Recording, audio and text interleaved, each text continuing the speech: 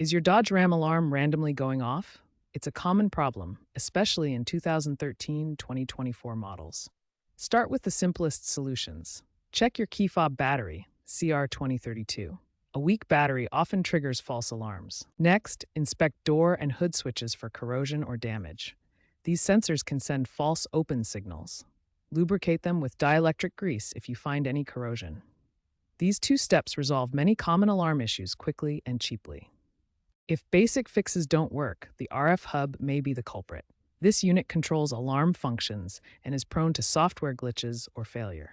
Stellantis issued recalls and software updates via Uconnect app to address RF hub issues. If under warranty, a dealership can reprogram or replace the RF hub for free. If not under warranty, consider a diagnostic scan with an OBD2 scanner to confirm the RF hub problem. While DIY replacement is possible, it's often best to consult a professional to avoid further complications and ensure proper reprogramming.